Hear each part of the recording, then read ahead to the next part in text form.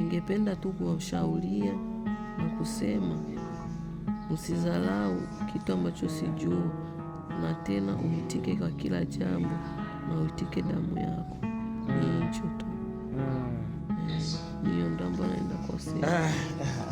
Papa rero umwana ngana nk'uko w'umuhungu jewe kuri iyi kaya Kelvin ibaza yuko hagiyemwo ubugabo bw'umuvyeyi wiwe, kuko umwana nka Kelvin akuze, umwana ageze muri witieme kandi afise ubwenge, kumuheba uko nyene ntamukurikirane, nibaza yuko habayemwo ubusamara k'umuvyeyi cane cane. Nibaza ko atamukurikiranye kuko gushikaho club iyi association imukurikirana gose nk'utagira umuvyeyi, jewe vyanezereye cyane kandi numva ko bitabereye, kandi uri umuvyeyi waravyaye yari kuvyitwararika akagerageza mu bukene bwiwe, basi agaterereza inshuti n'umuryango, mugabo umwana akabona yuko umuvyeyi amufiseko urukundo, kuko umwana abakenewe kurererwa mu muryango no gufashwa n'abavyeyi akitabwaho. Ushatse kuvuga yuko bamwe mu bana ufise benshi, reka simvuga igitigiri cyangwa ndakwaza igitigiri, nimba ari umuntu ariko aradukurikirana yoba yumva ko yoba afise ubwo bushobozi bwo gufasha umwana akamurera, akamwigisha, akanamugaburira, ko vyoroshe ko ashobora kuza muri iyo ishirahamwe ry'iwanyu agatora umwana akamutwara nyene vyoroshe. Niko cyane cyane kuko ni umuntu ufise abandi bantu batanu dukurikirana abantu mu biyenzi muri ba refugee bava muri Congo, twabariye ama prescolaire, dufise kandi n'abandi bana dukurikirana barwaye indwara twita parasitose, indwara y'abana bakunda gukama amaraso, ndakujyana n'ubuza tubashikira gato naho tutararonga uburyo bukwiye, mugabo ni ibintu by'imitwariko dufise cyane cyane dukora. Dukunda kandi gukora n'ibikuba bijanye no gushikira abana mu bikorwa rusangi, aho umugambi ufise no gufasha gushikira abana tubaza nabo namenye ko ibikorwa guteza imbere igihugu, guteza imbere imira misi yose, nuko umwana abona bijambo uko igihugu turi mu munsi abagitwara umunsi isi bazobakira mutwa ejo hazari abandi bana abari ubwo kwejo. Rero turana no munsi kwigisha gukora no kwitangira inyungu z'igihugu, ibintu bira misi yo nibwo bimwe cyandukora imbere n'abandi bana dushikira mu kuvuza, arabana twasuje mu ishuri bari bamwe bakunda kunywa amakoma bijyana bitwa amajya madrogue baba no mwibarabara arabo twakwemera batwasuje mu ishuri, arabo byase ko bavaho ngo hari abandi byakuze turakomeza mbere basuye kubona n'ibintu bijya naguciriyemo gato, kubera ko uno munsi umwana wo mwibarabara kumukura mu barabara usanga bigoye, kubera ko benshi hari aho usanga bava ruguru, usanga batazi iwabo. Uno munsi umukuye mu barabara ukamushyira mu ishuri biramworohera, akaruhana aryama akavuga ati reka nze ndataha hajyanye kumbure niho mu rugo, kubera ko uno munsi abari mu barabara benshi usanga batazi mu rugo iwabo, hari aho usanga bavuye ruguru.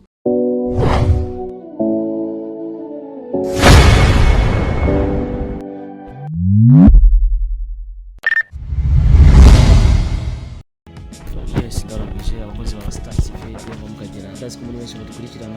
I'm Starboy the Sheep. I like to support everybody in our country, dushyigikirana muri barukundo. Yes, rero naho umugambi wa Star TV twagiye bikorwa nko bisanzwe, ngo twama tubikora misi yose igihe cyose, uko biri kose neza na neza ugerageje kuraba aho turi, biraboneka neza na neza ko turi mu nyubakwa muvuga yuko isanzwe irimo abarwayi bahagwariye indwara zitandukanye. So neza na neza ugerageje kuraba kamera hiri, murabona umupapa yicaye ngaha, yambaye agapira kanditse ko Burundi Shield Right Forum. So nibaza ko nimwe cyane ndeka mvuga ko ari umuserukizi novuga ko ari association, ariko nibaza ko byinshi aza kubidusigurira. Aricyo gituma nafashe no mwanya ndavuga ati reka nje neza na neza mu bitaro, turi muri Prince Regent, hari byinshi akora, ariko muri byinshi akora mu gihe bari byiza biba bikwiye ko tumushyigikira, tumufata mu mugongo kugira tubandanye gushyigikira ibyo byinshi akora byiza, naho abantu turi abantu bishika tugakora bibi. So reka nse introduction ku bantu bariko baradukurikirana. Amaze gufasha benshi batandukanye, nkuko namwe biganiro byo gufasha, amaze gukora mu barabara benshi, banywa amadroge n'ibindi bitandukanye, ari byo za kudusigurira hano. Ndetse murabona hajya kugitanda ko hari umwana agwaye, umwana n'uvuga ariko arakurikirana ku gatwe kiwe. Ntitubimenyere mu gihugu cy'u Burundi hari umuntu yitorera akavuga ati reka jewe nze ndakora bino bintu abikore ku gatwe kiwe atanyungu. Tumenyere benshi babishyiramo inyungu za cyane ugasanga bagize amahera imbere, ariko iyo umuntu abikora ashizemo inyungu z'igihugu nibaze ko bari kwarabikora neza cyane. So umugambi wa Star TV reka tumwakire kugira ntitubikishe amajambo, nkunda kuvuga cyane ariko murambabara kubera ko umuntu hano ntunze niwe utumye mbaho, niwe utumye mfungura. Reka nenda muramutse umugambi wa Star TV ku nshuro ya mbere yaza kutuganira byinshi bitandukanye. Ndagusaba wowe kuri dukurikirana kino kiganiro guhere ku ntambwe gushika ku mpera kugira ugira icyo ukoze n'isengesho ryawe tuba turikeneye kugira ibikorwa bibandanye kugenda neza cyane. Papa karibu umugambi wa Star TV. Ndakaze yangu Umeze neza? turashimira ko amazina ibyo nitwa mu Dr. Frank Bujeje bafata ubuyobozi bwa kwimashini ibintu bitanye za kwesirija umugabo n'umunsi w'abandi umwe mu bantu baserukira amashirahamwe yitwa Burundi Chamber Forum akaba ari ihuriro ry'amashirahamwe ari hagati y'abana aho twegera abana bari ku mashuri imibereho yabo tukamenya ibibazo bafise tukabashigikira mbere tukabigisha ukuntu kwifata mu Rwanda n'isi yose na kino kintu zose usanga abana bamwe batayoboka ababyeyi tukaja tuturamura ababyeyi bana icyo gukora n'ababyeyi tukabegera ku cyo gukora icyo cyo kinyamukuru cyo cyane gukora uko mu byo umunsi wasanga hano n'umunsi turi hano kuva yuko uko tuza n'isi yose uko turegera abantu twarashinze ku mashuri atandukanye aho umunsi muna turi hano turi kumuganga ariko muri mwana turi kumwe hano ntagucire mu gatonya uvuze ishyirahamwe hari abantu baca bibaza ngo ni ishyirahamwe rya leta like ni ishyirahamwe riri prive ku ruhande rw'iwanyu wavuze ati reka mbeho nk'ishyirahamwe kugira ibintu bibandanye kugenda neza cyangwa ibikorwa bibandanye gukorerwa. Ni ishyirahamwe ridagira inyungu z'umuntu ari wese rishyira guca imbere inyungu rusange bakunda kwita mu Faransa NACBL kuko natwe ishyirahamwe ni ihuriro ry'amashirahamwe atandukanye riri mu mashirahamwe menshi arimo indani ibyo dukorera bya misi yose. Rero ibyo tuja hamwe n'abandi bantu dukorana dushigikire abo bana bafite ibibazo bitandukanye no tukaje twufasha kuri abo bana bafite ibibazo bitandukanye no kubakomeza mu cyumviro no gufasha ibibazo baba bafise mu mibereho ya misi yose. Tuvuze createur bishobora ko abari umuntu aba yakre iryo shirahamwe bibaza ko ari mwe nyine musanzwe muri createur yari mu shirahamwe. Yego nicyo ndikuma ndi president fondateur wayo n'agenda irongoye imbere amategeko. Bisigura ko iyo uzanye ikintu gifasha abarundi bene wacu na cyane ndumva ko nagateka k'umwana k'abana abagwayi canke abana bamwe barabara n'abandi batandukanye uno munsi ushaka kuducira ku mayange muri bimwe wowe umaze gukora uno munsi abantu batazi ukatubwira ati like muri no shirahamwe tumaze gushika kuri bino kugira uko turabona yuko ikintu kiza kutwemeza neza na neza no mugwayi ari ngaho muri murakurikirana ariko hari byinshi byagiye biraba tutazi wowe ducira ku mayange ukatubwira muri bimwe mumaze kurangura mumaze gushira ahagaragara sibikunda muze kuduhereza mutubereke n'amafoto kubera kurazi uje mu Burundi bavuga ati tafoto nta cabaye. Yego twibura ko cyane gose ibyo tumaze kwa bidisha na gose ko ravuga tumenye n'uwo mwana ko twatwa imigwi y'igwana y'akabana iri mu mashuri atandukanye ashika amashuri ashika 8 batanu ari bujumbura cyangwa bujumbura nandi ya Ruguru muri iyo migwi rero y'igwana y'akabana ihari twahaye uba cy'abana abana bo nyine ari bo baza gusigurira abantu ubundi kwaruka tugisigura katika kabana kugira ngo umwana amenye na wene amadevoir yiwe n'amadroit yiwe uvuga amenye na wene katika kiwe n'akanya amenye aho gahera kugarukira icyo riko twakoze muri iyo migwi ari naho hamwe twagiye tumenya ku by'ukuri bazo abana bafise bamwe batandukanye. Imbere hari n'abandi bana twashidujikira mu kumashuri tukabarihira ibikoresho by'ishuri batangura ku ishuri icyo twakoze cyane mu Buyenzi turi kumwe na Terre des Hommes aho abana bashika 150 mu mwana twafashe ku mugongo dukurikirana abo mu Buyenzi muri bari twabarefije mwava muri Congo uto twabariye ama scolaire dufise kandi n'abandi bana dukurikirana abaye ingwara twa deparasitose ingwara y'abana bakunda gukama amaraso turakujyana n'imwe gusa twashikiye gato naho tutararonka uburyo bukwiye mugabo ni ibintu by'imitwaro dufise cyane dukora tukunda kandi gukora n'ibikuba bijanye no gushikira abantu kuba rusangi aho umugabe ufite mu gushikira abantu tubaza naho mu kuba guteza imbere igihugu guteza imbere ibera misi yose n'ukuri umwana abona bijyamo kuko igihugu turi mu munsi muri twari umunsi sibazo kubakira mu twa ejo hazari abandi bana abantu rero rw'ejo rero turaba no munsi kwigisha gukora no kwitangira n'indezi igihugu ibintu bira misi y'ibyo byo ni kuba bimwe utandukora imbere y'abandi bana dushikira mu kuvuza abana twasuje mu ishuri bari bangera bagunda kuma makoma bagira ngo twamajya amadroge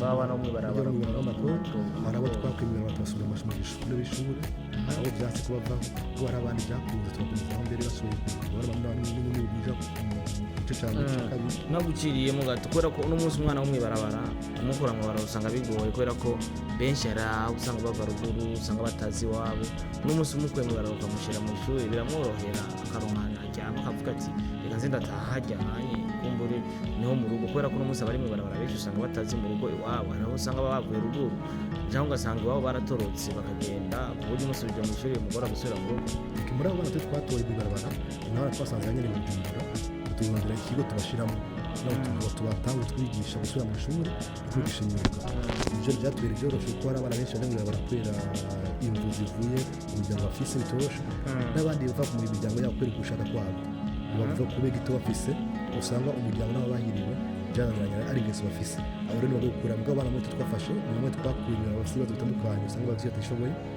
bashobora kubashikira abana kubashiraho barara ukabico bafungura byaragoranye ariko barashobora kubonga hamwe kumenyera baraja kuri b'ishure mbere muri bo abashika bane bashobora kubandanya bariga mbere basaba bakaba ko baraheza amashuri hari undi muri wewe agareza amashuri mu misi yeze iramaze imyaka 2 mwibara umukobwa tuba twarafashije kumusabira ishuri mbere tubarandi abavyeyi bamwe bambafa barebera baramuha indaro eka mbere so gusa n'abana benshi bari bakeneye ikibafasha gusatura gusabana kubera kuza kubatora kugira ngo bashigikire babafashe dufasha mu minsi mike usanga abana bamwe mutwe ko barabana mugabo rero ni ibintu bitoroshe bisaba ukwitanga gushigikirwa mugabo uko ari mu magara afise yamakora jashoboye ageze ushatse kuvuga yuko bamwe mu bana ufise benshi reka simvuga igitigiri cyangwa ndakwaza igitigiri nimba ari umuntu ariko aradukurikirana yoba yumva ko yoba afise ubwo bushobozi bwo gufasha umwana akamurera akamwigisha akanamugaburira ko byoroshye ko ashobora kuza muri iryo shyiramo ry'iwanya agatora umwana akamutwara nyine byoroshye yego ni kuri cyane cyo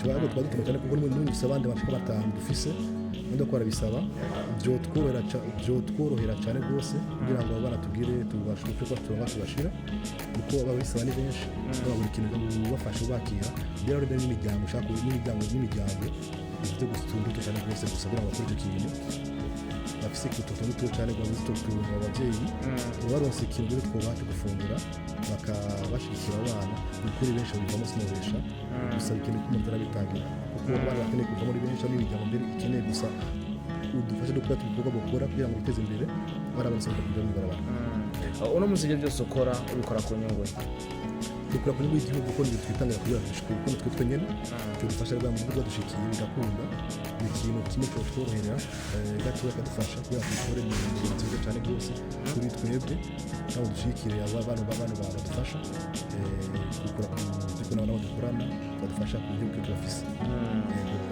agerageje kuraba abantu mukorana nabonye bamwe mu bamambe n'abajene bakiri bato eske biroroha cyane bivanye ko uno munsi turamenyere mu Burundi ko umuntu ashobora gutanguza ikintu meme agashyiramo imitahe yiwe agafasha abana ariko imitahe imaze kurangira ugasanga arabihevye yaradebukiwe kubera ko amafaranga yamurangiranye uno munsi nta muntu ufise ko sponsor avuga ati reka nze ndashyira imitahe muri yashyiramo kugira ngo gutera imbere nimebwe ubwanyu muvuga ati reka dukotiza ya tuvuze ijyamo reka tuve karo kanya atari ubyo tunyere dukoresha twiwacu n'abantu n'umwe twasaba ari mushiramo ntabwo n'umutora badushikira aduhiza gukomeza kudufasha ubwo turizeye ko misiri imbere ushaka gukunda tukaba badushikira abantu twatanguye tukibandanye nawe se kuba tugura misiri imbere nagira ndakubaze amwe mu mafaranga menshi mumaze gukoresha ku muntu yabagwaye cyane ariko irevure ndabona ko hangaho hari umugwayi nkaho ntaramenya ivyo agwaye ndabona n'amaserumu uyu wagwaye gute uyu ni umwana yarafise indwara yitwa Shipa ubwo nakubwiye bwa mbere kuri ya mitoyo dufise yamubwiye abana basanzwe bahera cyangwa abana ari mu mashuri aho yari yiga yarafise ikibazo bitandukanye ciwe n'abavyeyi baramufasha aho atarafise kimugarukako hama ino ndwara twumvise ko umwana yaje ava muri Tanzania yazahunguka hanyuma ashitse ino yarabuze yashika yiga mbagara atarabaye ikibazo gito cyane rwose babaye akabazo birabura mu buvuzi nuko duce kuri misi twebwe bashobora kugira umwana kuko n'ishuri ryari yiwe turagira tukamufasha ishuri ribandanya tumaze kumenya ko turabaganga kuko umwana arwaye bashobora kugira byo dushobora kuvuza umwana dushobora twegera leta y'u Burundi mbere naho ikintu twoshimira cyane rwose kuko na hano bari kuri bino bitaro site twako turamuvuza byose twakoze twabafite abafasitatere gusa ni leta y'u Burundi ikamuvuza kuri iki muri serivisi ya solidarite basanzwe bavuza abantu kwa gusa none mugabo abantu benshi bamenya kandi bamushimiye ngo biragoye icyo twashaka ko dufasha n'umwana tuciye muri ministère ya solidarite turegira abantu dutwara bose muri ministère turabasaba ko tuba cy'umwana ministère yatera twemera y'ubusha yo kuvuza uno mwana ukuri kuba cyiza cyane rwose kuko icyo twoshimira cyane igikorwa bakinze bakora cyo gushikira abantu no kuno bitabanze no bakorera hari abantu benshi leta ifasha n'ababikora muri icyo gikorwa twakoze muri sosiyete twebwe twafashe gusa twitanze mu kwereka uno mwana kumufasha kuronga z'amakuru basanzwe bakoresha no gukoresha ibikorwa bya mbere kuza kumukonsulta ngaje ngo umuganga nkitanga tukorosha ibintu umuntu rero no munsi rero ko cya Imana ishimwe kuko ino ngwara Imana yaje kitanu turatumaze n'akamezi ashaka twatwo turubyuka inyuma tubirondera uno munsi no kwa gihugu gurutse kuno mwana biciye kuri leta yaduhaye uburenganzira bwo kuvuza umwana kwa umuntu byakunze rero byabaye icyo tuntu mwana ari hano uno munsi ariko arafungwa rero yabayagize operation mu ndweze aramope twizera yuko ngo rero agwara wene bisimbeza kuketa bisa asure kuka ku ishuri n'abandi bana arimo ndamashiri kwa byo zikora wavuze yuko reka ndaza kumubaza ariko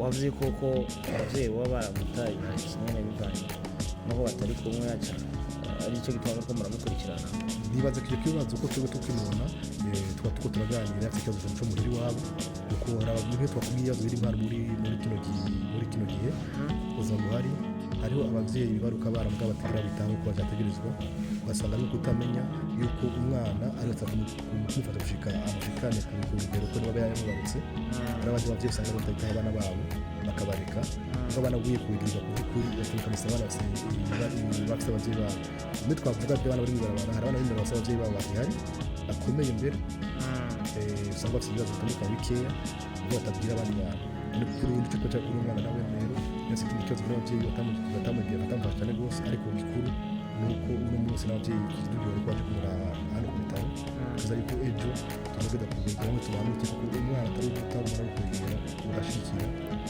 ukomeze kuba afise yuko atarose kuvuza mu gihugu kugira ngo byinshi nabo ndaza kuzivugira kuri ibyo kintu by'ibintu cyo nafise uno munsi tumenyera abantu baba docteur cyangwa doctor kenshi abantu bakunda gufata rutema kirere berekeza hanze y'igihugu kurondera ubundi bintu bitandukanye barumitswe n'igihugu bivanye n'ibikorwa basanzwe bakora birakorohera yuko usiba bino bikorwa mu gihe uri gufata rutema kirere cyane wowe uri umuntu wigumira hano ibikorwa hanze y'igihugu n'uja kubikorayo ibiro byo tubwira ikazo gigoye cyane gusa uko umwe sase mu magaro wiba afise twebwe two turavura kenshi tubaza cyane gusa ugiye kuvura abana agiye kuvura abagwayi bamwe usanga kenshi batekora mu bitaro bya leta hama hariho abana bafise ibibazo abantu bakuze ibibazo naho muvura usanga kenshi ukoresha uburyo bwawe kumushikira nagira amara y'uguti nagira amara y'examen nagira y'ikindi kiniki mbere numbe twebwe byo twibona rero twafashe imbere yuko naho tuvura basi bano bana bafise bana bafise ibibazo bitandukanye twokora ikibasi kugira ngo bakire ko naho tumushaka kumuvuza atagira ikintu gico mushobora kuba kumutima mugira byo batazakorwa bitera ikibazo bitubwe twiyanga guri iki dushike abantu bana dushike abantu basita bibazo bitandukanye tubakomera bino bibazo bature nyishike zo nuko bafise yego so reka mfate umwanya mvugisha umurwayi si imbaganira sense cyari hajya naho uguma wicariye aho ngaho je ni cyari rino cameraman araboneka yes uko biri kose nibaza ko uyu n'umurwayi navuga ari hano baze amajambo make kubera ko bivanye nuko umurwayi usanga kenshi ntavuga menshi bivanye nuko abarwayi turamuha umwanya muto kugira ngo icyo avuze niache uko bien jina naitwa Irakaza Kelvin unasoma hapa Burundi habikusumbuka kutumia lugha ya Kiswahili wakati hapa Burundi tunatumia systeme tunatumia Kirundi sana kuliko Kiswahili. Nisomwe kwa juu nasoma ndio tunasomea hiyo Kirundi sio sana lakini Fransa ndio lugha nyingi wanatia mbele ndio maana nisomwe sana. Miaka mingi uliishi wapi? miaka mingi nimeishi Tanzania toka ningaliki mdogo. Nimekomalia Tanzania. Yani nimeishia huko nimekuia huko Tanzania. Umefika hapa lini? Ulifika hapa vipi? Aje? Mimi yani kusema nimefika hapa Mademe 19. Nimekuja hapa kwa sababu nilikuwa nataka nimwone baba yangu. Kwa sababu toka ulimwacha wapi? Mama yangu tulikuja pamoja na mama. Yani nimekuja huku yani kusema nimwone baba yangu mzazi. Kwa sababu toka nizaliwe sikuwa nishamwona baba yangu mzazi. Kwa sababu na mama yangu wakati alinambia anakuja huku tunataka twende, akanambia lakini ukifika huku juu hiyo magonjwa na ukua ndo huko Burundi fasi atakutunzia ndo fasi Burundi pakufasi nini ya madawa. Ulizalikiwa wakati uko na ugonjwa ama? Nilizalikiwa na ugonjwa ni ambao ni wakizalikiwa. Ndo nimefika sasa nikaenda nikabidi sasa niende, nikabidi anilete huku Burundi kunionyesha baba yangu. Ukakuja na mama huku? Nikakuja na mama. Na mama mbali ni sawa kwa sababu Tanzania tulikuwa naishi kwa wengine bwana wa mama. Baba yako ni Mtanzania ama ni Murundi? Baba yangu ni Murundi. Na mama yako ni Murundi? Na mama wote ni Warundi. Wakati amenileta huku ndo sasa nikabidi niwaone wazazi wa, nikabidi anaambie ngo baba kujali nitaka kwa rafiki yake. Nikabidi anaambia huyu ndo baba yako, akamunionyesha baba yako wa Vrevre. Toka nilikuwa mdogo sikuwa. Baba yako alifurahia? Baba yangu wakati ule vrema kufurahia. Lakini kwa wakati ule ulimwambia alikuwa ameniona, na wakati nikabidi niishi hapo fasi alikuwa mama yangu ameniachia. Nafasi amekuwa ameniachia. Ndo ule mama rafiki yake ule mama nikabidi anaambia sasa wewe una baba, mama yako alikuachia huku kwa baba yako. Juu baba yako afanye nini? Akutunzishe.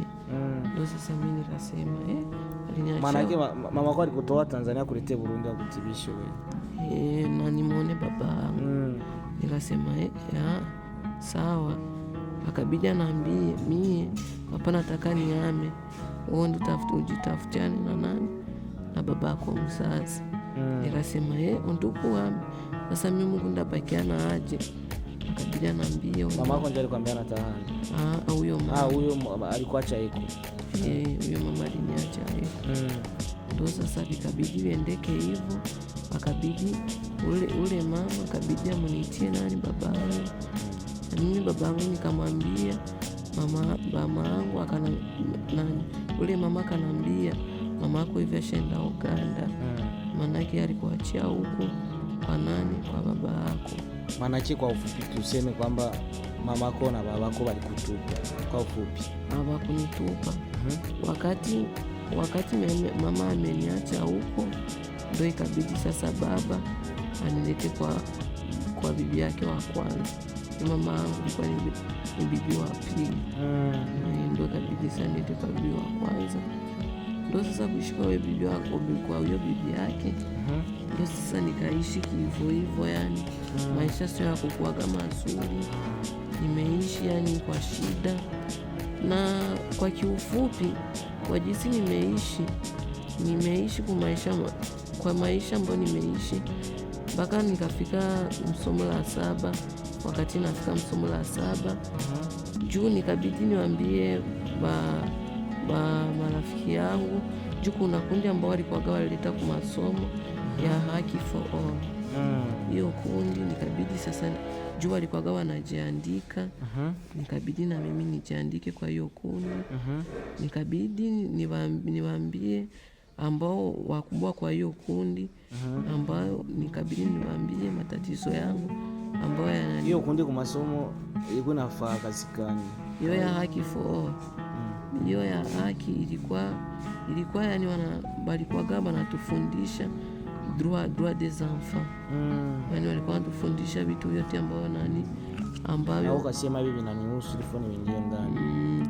Na mimi nikasema hivi na mimi vinanihusu haki zangu, acha na mimi niingie.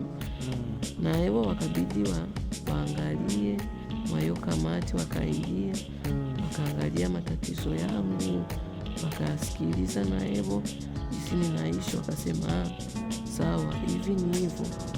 Na sisi na kwa bidii naambia, na sisi jinsi tuko hapa, kuna ambao wako wakubwa kwa kwetu, na hivyo tutawafikiria, tuwaambie shida zako, watufanye nini, waangalie kitu ambacho watatusaidia. Ukabidi waambie kwa wakubwa, kwa hao wakubwa ambao wa juu yao, ndio ikabidi wakuje, wakanishika mkono, wakaniunga, ndo kwa juu wakati wakanitia, wakanambia pako baba jina yake Dr. Frank. Nikasema Dr. Frank.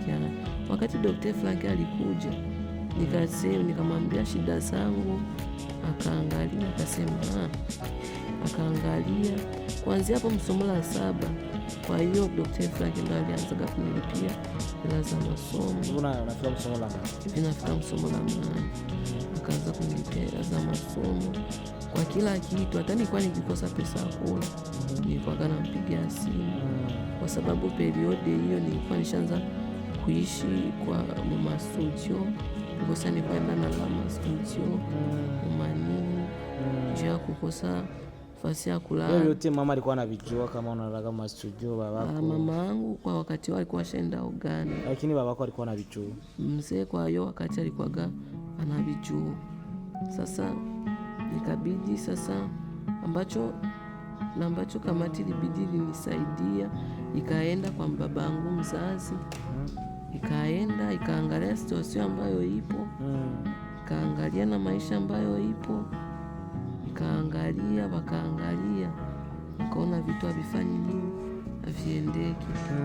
Wakaona na mshipa wangu ulikushapea sana, ndio wakabidi waseme dokta kakabidi anambie sisi tutakutunzisha usiku na nini na woga kwa matunzio, wewe utakutunzisha vizuri sana na utapona na utaishi vizuri. Ndo sasa dokta nikabidi anitafutie chini juu pamoja na kamati yake, akanisaidia, akanishika mkono kwa kila jambo, kwa kila hatua. Yeye ndo alikuwa mwanzo na alikuwa mwisho kwa kila jambo. Nilikuwa nikipata tatizo napigia yeye mama, naambia kwa masomo, maana kwa masomo nilikuwa vibaya sana. Nilikuwa nikipata shida napiga simu namwambia, kwa masomo na walikuwa na vijuu, maana turu mingi sisi walikuwa napenda sana kutufukuza shule juu directrice hautamwambia yangu sababu wa kuitikia, hautamwambia mimi nikosa hela kuitikia, yeye anataka tu yanionyesha za masomo. Kama hivyo akuletee mzazi wako, jumbe gani unaweza mpatia kwa mzazi kama babako mzazi? Kwa ujumbe naweza mpatia kwa kiufupi, yani jinsi naweza kumwambia, sidhani jinsi naweza kumwambia, lakini ningependa tu kuwashauria na kusema usizalau kitu ambacho sijua, na tena uitike kwa kila jambo, na uitike damu yako. Ni hicho tu. Niyo ndambo naenda kosea. Papa rero umwana ngana nk'uko w'umuhungu gaca wifata uko wishakiye, kandi tutazi kazoza kiwe cyashobora gutera imbere, ukamara amara uriko uraza kumusaba ikintu nko muri biro kanaka, kubera ko izi zisha zoba ejo.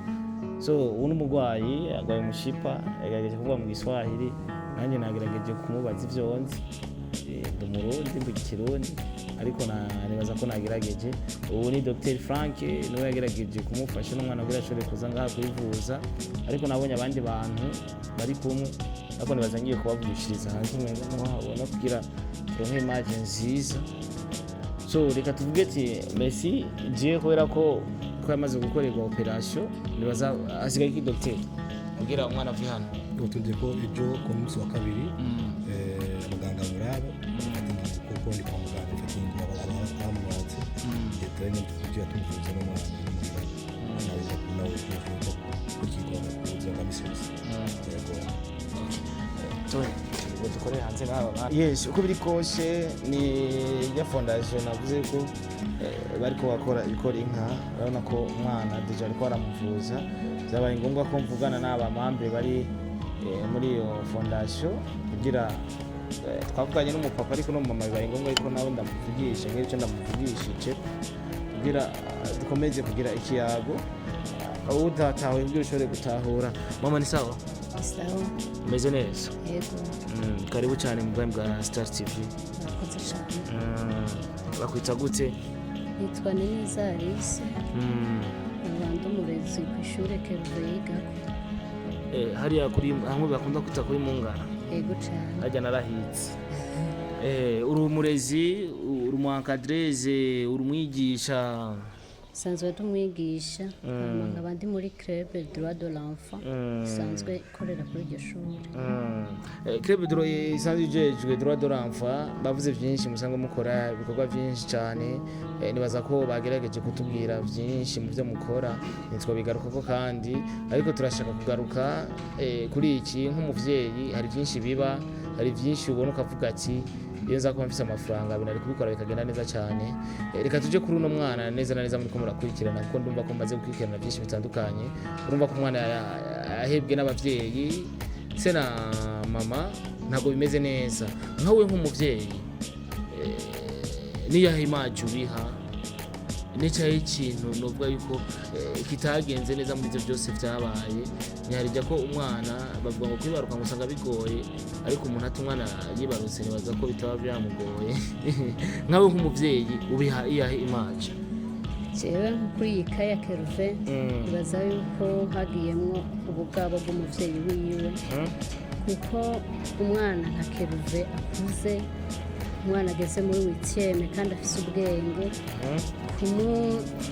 kumuheba uko nyene ntamukurikirane nibaza yuko habayemwo gusamara k'umuvyeyi cyane cyane nibaza ko atamukurikiranye kuko gushikaho Club iyi association imukurikirana gose nk'utagira umuvyeyi jewe byanezereye cyane kandi yumva ko bitabereye kandi uri umuvyeyi waravyaye yari kuvyitwararika akagerageza mu bukene bwiwe basi agaterereza inshuti n'umuryango mugabo umwana akabona yuko umuvyeyi amufiseko urukundo kuko umwana abakenewe kurererwa mu muryango no gufashwa n'abavyeyi akitabwaho.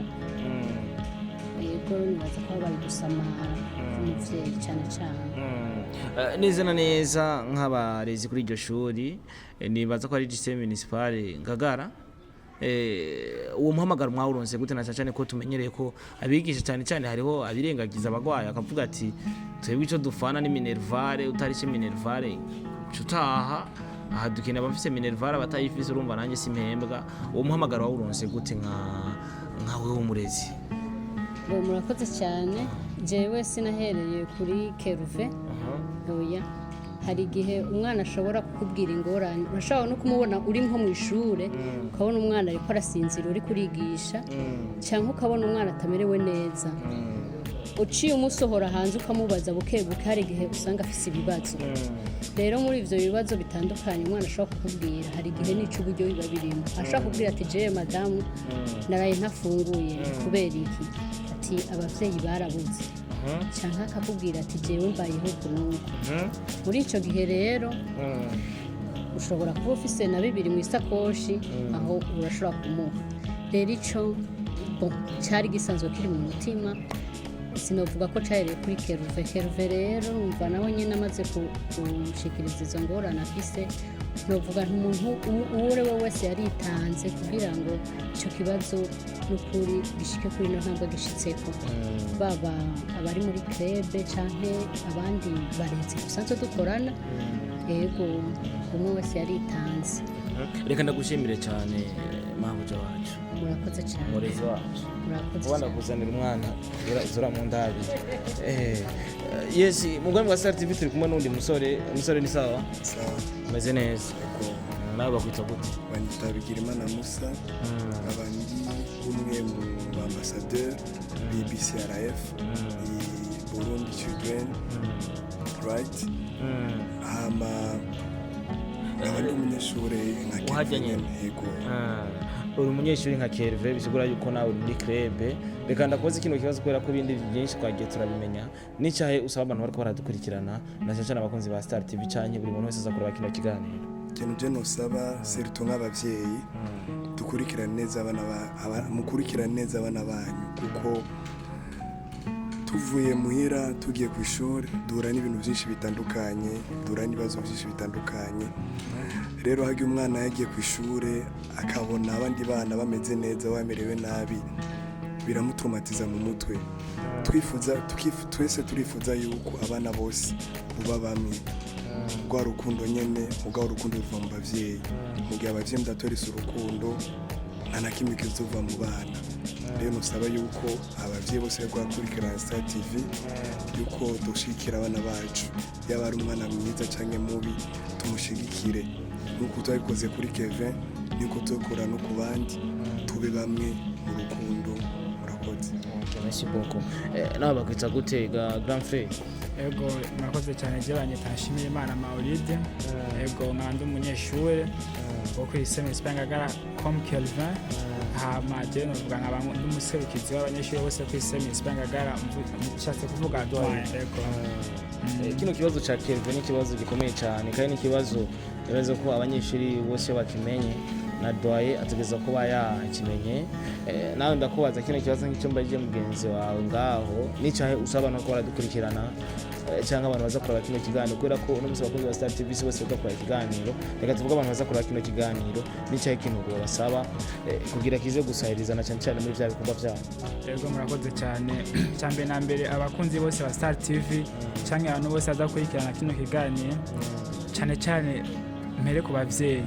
abavyeyi bose baza kurikirana kino kiganiro murumva neza yuko gukurikirana ikiganiro cya Kelvin harimo agahazi ku bavyeyi biwe ego suivi ni yabaye nziza ko uko umwana ategerezwa kugirirwa suivi kugira ngo bigende neza rero nk'abavyeyi bose bitaho abana babo kugira ngo twese abanyeshuri kugira turi ku ishuri twese tuba turi bamwe gusa tuba dufite ingorane zitandukanye kandi izo ngorane biba bibi cyane mu gihe zivuye ku bavyeyi kuko abo bavyeyi nibo baba bakwiye kugira ngo umwana nashibwe n'izo ngorane yego abana tugira ingorane nyinshi zivuye ku bindi bintu apana bikomotse ku bavyeyi bacu biba bibabaje cyane ndasavye cyane abavyeyi bose ko bukurikirana abana babo vyiza cyane kugira ngo umwana ameze neza mu mutwe amashuri agenda neza iyo umwana ari traumatize mu mutwe no kwishuri bigenda nabi yego ndagushimire doye ego murakoze cyane yes my name is Mr. Bodership thank you so much behind camera kwa kumwe na Toto